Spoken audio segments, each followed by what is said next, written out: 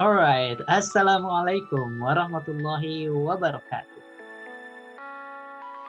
Hamdan wa syukran lillah, assalatu wassalamu ala rasulillah, wa ala alihi wa sahbihi wa mawalah. Asyhadu an la ilaha illallah wahdahu la syarikalah wa asyhadu anna Muhammadan abduhu wa rasuluh la nabiyya ba'dah. Alhamdulillah, my beloved students, are you okay? How are you today? Bagaimana nih kabarnya hari ini? Better? Lebih baik? Or iya, lebih buruk? Jangan sampai lah. Day by day ya, hari demi hari, kita itu harus berusaha untuk menjadi pribadi yang lebih baik lagi.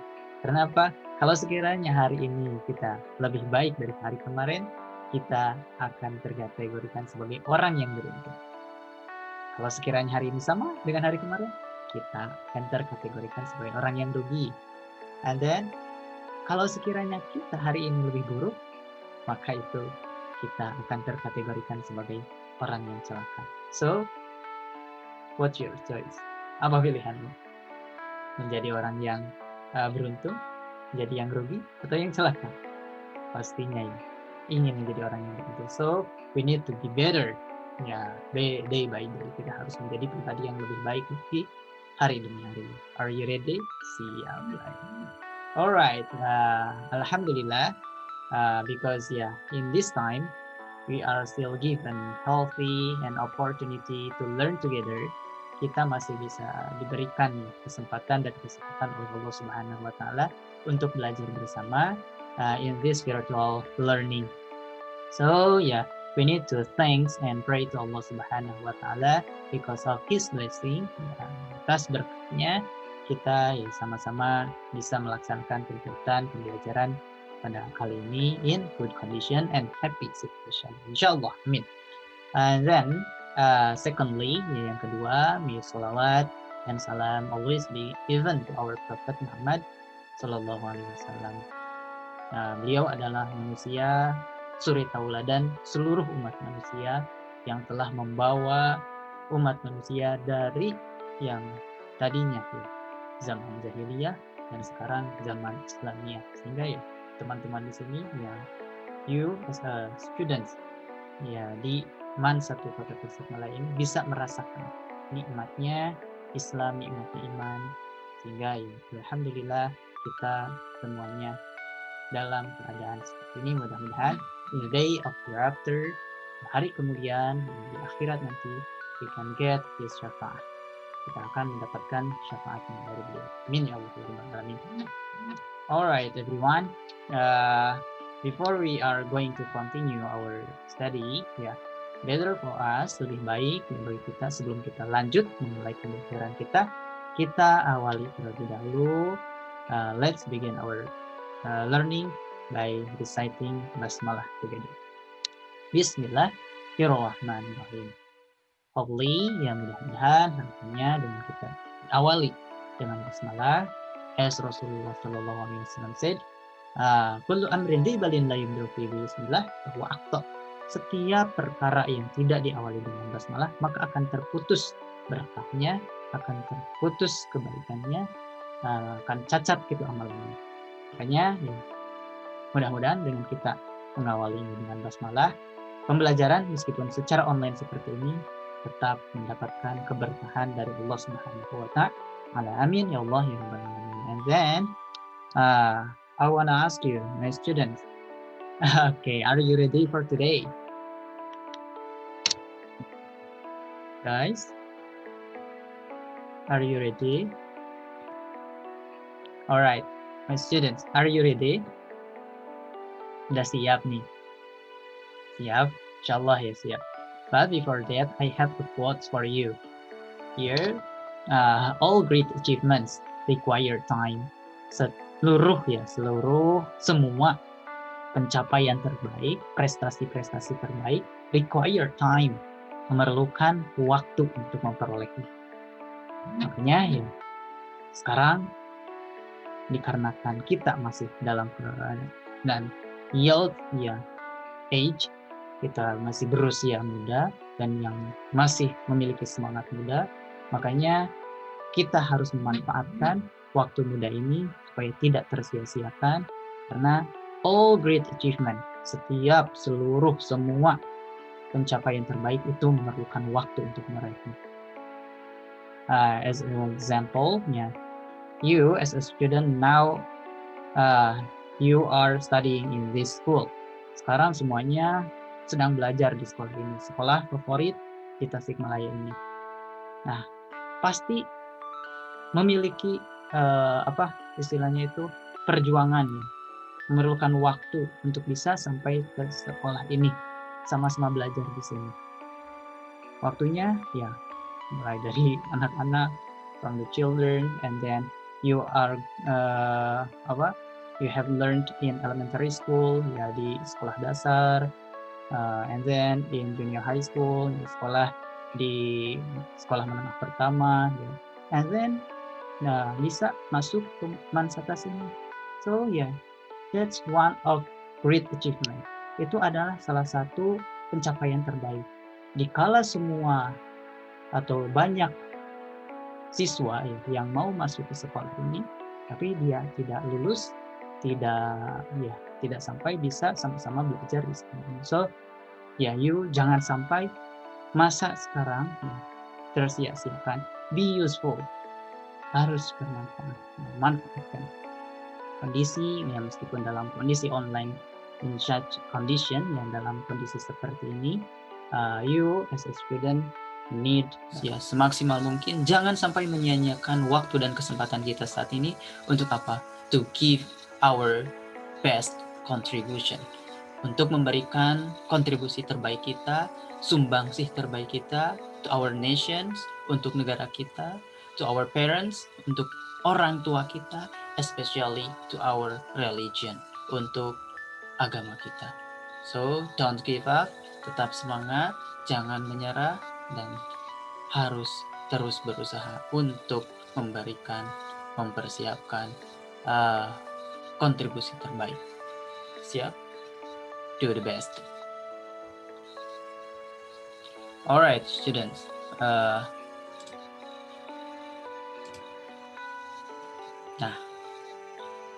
This is our today's menu. The first one, flashback to the previous meeting, and then arranging an analytical exposition text. Dan yang ketiga, quiz time. Kenapa kita harus flashback kepada previous meeting? Karena ada perkataan, sebuah quotes, bahwasanya learning is not about how many subject that we learned. Jadi belajar itu bukan tentang seberapa banyak yang kita pelajari, but learning is about how often we learn it. Karena belajar itu tentang seberapa sering kita mempelajarinya. Makanya kita harus senantiasa mengulang-ulang setiap pelajaran yang telah kita pelajari, karena belajar itu tentang itu, seberapa sering kita mempelajarinya. Seperti halnya dalam menghafal Al-Quran, bukan seberapa banyak yang kita hafal, tetapi seberapa sering kita membacakannya. Insyaallah di sini calon hafidh-hafidhah. Amin. Nah, itu maka kita harus flashback atau mengulang materi yang minggu lalu. Dan juga nanti aktivitas kita hari ini adalah arranging an analytical exposition text. Jadi menyusun teks eksposisi yang nanti insyaallah I will give you teks yang secara acak. Kalau sekiranya ada waktu kita akan quiz gitu ya. Alright, kita preview the previous meetingnya. Do you still remember? Yang pertama about exposition text. Karena kemarin kan minggu pertama kita membahas mengenai exposition text ya. Terus yang minggu pertemuan kedua kita membahas yang getting closer to simple present tense.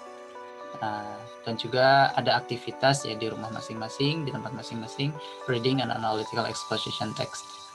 Nah, ada yang masih ingat exposition text? Nah, lagi berikan aja ya. Flashback yang pertemuan pertama tentang exposition text itu, exposition is a text that elaborates the writer's idea about the phenomenon surrounding. Nah, jadi kan exposition text itu adalah sebuah teks yang menguraikan ide si penulis ide si penulis tentang apa? Tentang fenomena yang terjadi di sekitarnya. Nah, bedanya apa dengan argumentatif? Masih ada yang ingat? Kalau argumentatif bisa ya argumennya itu, idenya itu dilihat dari dua sudut pandang, ada yang pro, ada yang kontra. But untuk exposition text ini only one point of view, hanya satu sudut pandang. Ketika setuju ya setuju, ketika tidak ya tidak. Nah, untuk tujuannya apa? Nah, untuk purpose-nya ya tujuannya yang pertama di sini ya to persuade the readers that idea is important matter. Jadi untuk meyakinkan pembaca bahwasannya teks eksposisi ini merupakan teks yang penting seperti itu. Nah, kalau yang kedua, to persuade the readers or listener that there is something that certainly need to get attention. Nah, get attention-nya yang kita garis bawahi. Bahwasanya untuk meyakinkan juga ya, meyakinkan pembaca atau pendengar bahwasanya ada sesuatu yang memerlukan perhatian khusus gitu ya. Nah, dari teks ini. Terus yang ketiga, to analyze a topic and to persuade the readers that this opinion is correct and supported by argument. Kenapa teks itu penting? Kenapa teks itu perlu perhatian gitu? Karena ya dalam teks itu di sini this opinionnya ya atau opini argumennya itu is correct katanya, benar adanya. Dan kenapa dikatakan benar? Because ya supported by argumennya, didukung dengan argumen-argumen yang jelas, faktual gitu dan lain sebagainya. Nah, itu untuk purpose-nya. Adapun untuk ini generic structure-nya ya yang pertama kan suka title terlebih dahulu, ada judul. Di paragraf pertama ada tesis ya, ada tesis. Paragraf ketiga atau selanjutnya gitu, paragraf kedua, tiga dan selanjutnya ada argumen dan diakhiri dengan reiteration atau conclusion. Itu untuk struktur dari teks eksposisi. Nah, ini untuk generic structure. Adapun untuk language features-nya, ya untuk unsur-unsur kebahasaan yang suka ada dalam teks eksposisi ini, yang pertama suka menggunakan simple present tense. Udah pada tahu ya. And then using connector atau penghubung untuk menghubungkan paragraf satu dengan paragraf lain, atau ya kalimat satu dengan kalimat lain, argumen satu dengan argumen lain, dan seperti itu. Adapun yang ketiga suka menggunakan emotive words atau ya kata-kata emosional. Tujuannya untuk apa? Untuk ya ketika si penulis menggunakan kata-kata emosional, ya harapannya si pembaca juga terasa emosi penulis itu. Sehingga ya benar-benar memperhatikan dan meyakinkan bahwasanya teks eksposisi itu atau ide yang dia angkat itu merupakan hal yang penting dan perlu perhatian. Nah, itu. And then ya, yang kedua kan kemarin kita membahas mengenai simple present tense ya, getting closer to simple present tense. Nah, di sini ada fungsi-fungsinya. Yang pertama kan menyatakan habitual action, yang biasanya suka ada gitu ya dalam teks eksposisi dengan menggunakan habitual action. Ada kata never-nya, tidak pernah gitu, ada everyday atau apapun itu. Nah, menggunakan simple present tense. Di sini kan kata kerjanya juga does gitu ya. Juga ini get up. Nah, ini yang suka sering digunakan dalam exposition text itu. Yang kedua, menyatakan general truth, yaitu menyatakan kebenaran umum. Nah, dikarenakan perlu ya dalam teks eksposisi ini suatu fakta, suatu ya kenyataan, makanya dalam teks eksposisi ini menggunakan simple present tense karena salah satu fungsinya itu adalah untuk menyatakan kebenaran umum. Nah, contohnya the sun rises in the east and sets in the west. Nah, pakai rises ya. Terus ya I come from Tasmania. Nah, juga sudah dibahas juga kan kemarin. And then menyatakan kecakapan dan kemampuan, ability digunakan pada headline, judul berita, untuk future condition, mengganti present continuous untuk progressive verb. Apa itu non-progressive verb? Ya, non-progressive verb itu verb yang tidak bisa digunakan pada tenses continuous. Seperti kata think, don't know ya.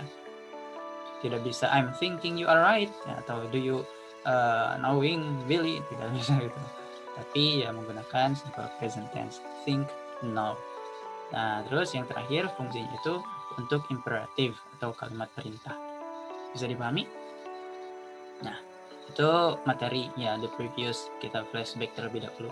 Dan juga minggu kemarin ya aktivitasnya mengenai reading and analytical exposition text. Thank you ya to you all who have read it, submit ya your assignment, your reading activity in your home. Jadi terima kasih yang sudah mengirimkan baik itu dalam bentuk audio maupun dalam bentuk video ya. Itu akan menjadi nilai plus ya for you. And then, nah untuk sekarang ya for today kita akan mencoba arranging an analytical exposition text. Kita akan mencoba menyusun teks eksposisi. Masih ingat kan dari strukturnya? Struktur teks eksposisi itu yang pertama tadi ada apa? Ada judul, ya title, and then thesis, iya, and then apa? Argument, and conclusion atau reiteration. Nah, jadi dengan kita mengetahui hal itu, kita mencoba menyusun paragraf yang teracak untuk menjadi satu teks eksposisi yang sempurna. Are you ready? Alright. Let's do it. Nah, kita berangkat dari from the first text. Di sini ada title-nya itu apa? The importance of breakfast. Pentingnya sarapan. Nah, udah pada sarapan? Have you breakfast? Udah pada sarapan? Ya, sarapan dulu ya, supaya bisa kuat menerima kenyataan. Nah, here there are 4 paragraf. Ada 4 paragraf yang tersusun secara acak. Nomor satunya di sini, breakfast provide many benefits to our health and well-being, dan bla bla bla bla gitu ya. Nah, terus yang kedua, breakfast support cognitive function. Breakfast also restores glucose, dan bla bla bla bla bla gitu ya. Selanjutnya. Nah, terus yang ketiga, why is breakfast important? Breakfast is like a king, lunch is like a prince, and dine like a pauper. It's well known, dan seterusnya. Gitu. Terus yang terakhir di sini, breakfast provide energy needs. Nah, kan ada 4 paragraf ya. Nah, kira-kira mana yang menjadi tesisnya? Karena kan kalau title-nya udah ketahuan itu. Mana yang menjadi tesisnya, mana yang menjadi argumentnya, mana yang menjadi conclusion-nya. Ada? Nah, kira-kira kalau sekiranya kita menunjuk bahwasanya ini tesisnya, pas gak? Breakfast provide many benefits to our health and well-being. Jadi breakfast itu menyediakan ya banyak manfaat to our health, untuk kesehatan kita, and well-being. Ya. Pantas ya? Artinya kalau kata-kata seperti itu, kalimat seperti itu masuknya ke dalam argumen. Ya, karena di sini ya provide. Kita cari dulu tesisnya yang mana. Yang ini, breakfast support cognitive function. Ini juga sama ya argumennya. Nah, kita coba yang nomor 3. Why is breakfast important? Nah, biasanya kan kalau dalam tesis itu hanya pandangan secara umumnya aja yang mengantarkan untuk nanti didukung dengan argumen-argumen. Nah, coba kita yang 3. Why is breakfast important? Kenapa sarapan itu penting? Nah, breakfast is like a king. Jadi sarapan itu kayak raja gitu ya. Kalau lunch is like prince, ya pangeran gitu ya. And dine like a pauper, ya, orang miskin gitu ya. Nah, makanya bisa diindikasikan bahwasanya yang menjadi tesisnya itu adalah ini, yang nomor 3. Karena kan ini masih bersifat umum, yang menyatakan bahwasanya penting sarapan itu. Terus didukung dengan argumen-argumen. Nah, argumen yang pertama bisa ke sini, ke nomor 1. Terus argumen kedua, yang nomor 2. Dan argumen ketiga ada di sini, dan juga ini sudah masuk ke conclusion sepertinya. Terus provide energy needs. Ya, ini sudah conclusion. Jadi gimana jawabannya? Nah, untuk jawabannya ini tesisnya. Why is breakfast important? Yeah. And then the first argument is 1. The second argument it is. Yeah, this is the second argument, and the last as a conclusion is number 4. Ya, ini yang nomor 4 sebagai conclusionnya. Bisa? Semuanya bisa. Nah, untuk itu kita latihan aja ya. Ini sebagai pengantar aja sih. Untuk itu, aktivitas sekarang ya in this learning kita akan bahas bersama-sama in WhatsApp group mengenai ya menyusun gitu ya, menyusun teks yang kedua sama yang teks yang ketiga. Nah, this ada the importance of physical fitness. I'm so sorry, I'll move this one to this place. Ya. Nah, yang teks yang ini kita susun bersama-sama. Kira-kira mana sih yang menjadi tesisnya, yang jadi argumennya, dan juga yang jadi conclusionnya. Ada 4. Apakah yang nomor 1, nomor 2, number 3, or number 4? Ya, kira-kira mana gitu. Which the best one yang jadi tesisnya. Kita cari tesisnya dulu. Yang on the other hand, masa langsung ke sana. Yang why is physical activity needs and fitness important? Yang ini, atau physical activity also, atau physical activity is essential? Kira-kira yang mana yang jadi tesisnya? Kita diskusikan. Terus yang kedua, it is about the importance of education. Yeah, I'm so sorry, I'll move it again here. Okay. The importance of education. Kira-kira mana yang menjadi tesisnya? In today's competitive world, education atau education plays a vital role in your success. Ya, atau number 3, education is that which transform a person. Atau yang number 4, education is most important among all us. Mana kira-kira yang menjadi tesisnya? Yuk kita diskusikan bersama-sama di grup WhatsApp. Alright, it is about our activity.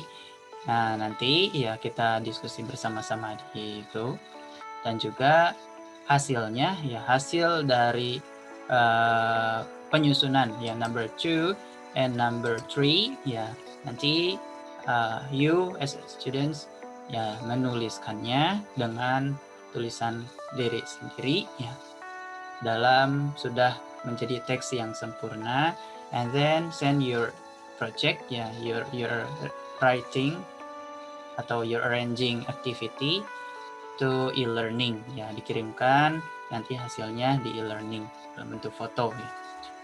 And then for today ya thank you very much for your nice attention. Itu saja mungkin yang bisa saya sampaikan. Kita diskusi lebihnya in WhatsApp group, and selanjutnya I'll close this meeting by reciting Alhamdulillah, and thank you for your nice attention. Assalamualaikum warahmatullahi wabarakatuh.